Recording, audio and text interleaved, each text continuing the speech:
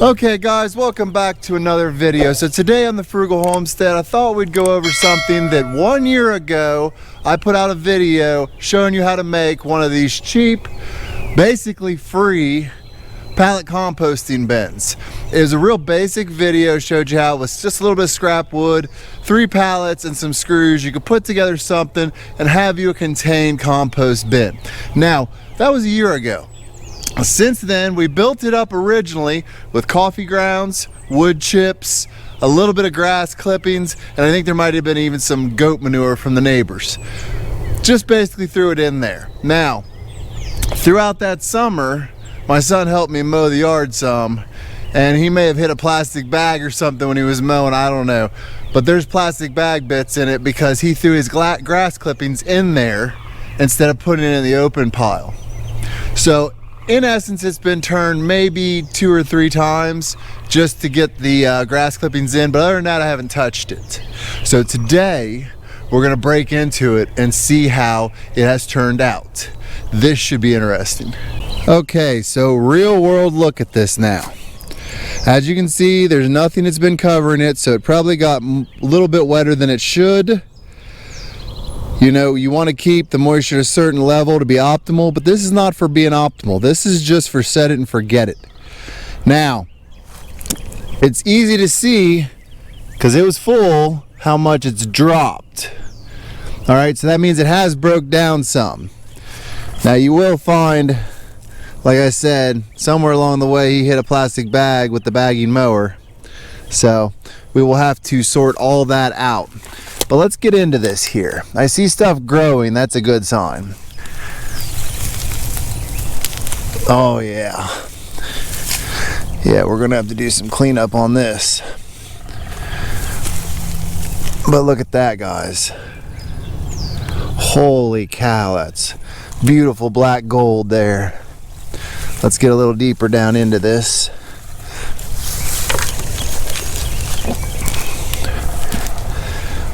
Oh yeah, look at the life in that.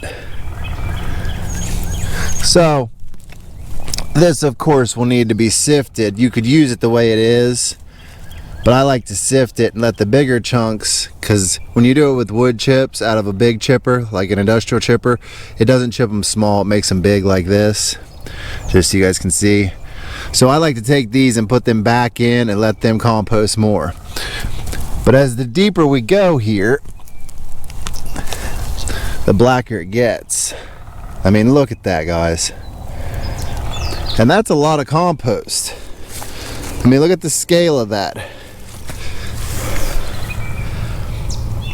I mean, you can do a lot of stuff with that much compost. And it's going to be really high in all kinds of good things. Now, one thing I didn't mention that I should have is I did add some cuttings from our comfrey into this. So this might have slightly elevated nitrogen levels, which is good and helpful. But I just literally tossed those in on the top, so as it rained down on it, it probably did put it through it, but it shouldn't be that big a change. But I mean, you can see the growth in that. Definitely came out nice. Let's get a little deeper here. See, the deeper I go, the blacker, more soil-like it is. That's beautiful. So, one thing I want to say is, this thing's still solid, all right? And I didn't use the heavy-duty pallets with like the 4x4s and stuff. All right, these are pretty much the cheapest you can get. It doesn't take much to build one of these, and they do actually last for a few years. You know, there is a way to elevate them on bricks and do it that'll make them last even longer.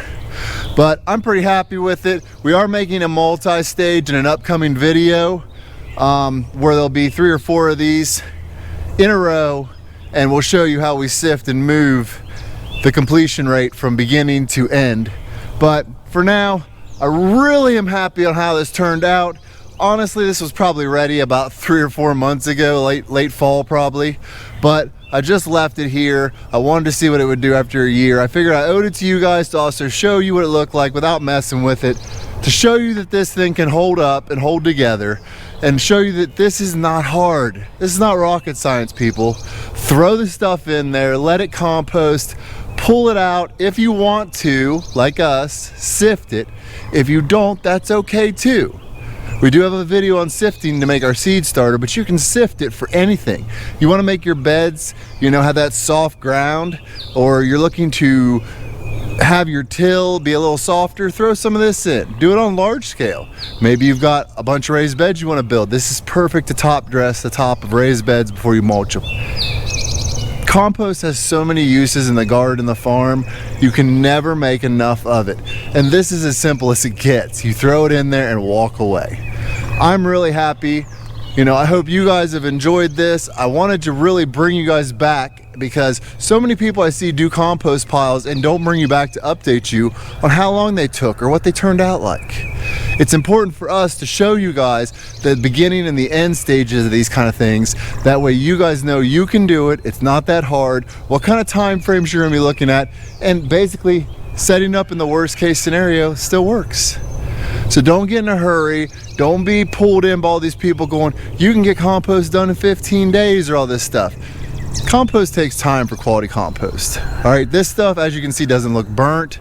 It doesn't look like it's been overworked. It's a great product. It's ready to go, full of moisture and ready for the new growing season. So with that, I really appreciate you guys watching.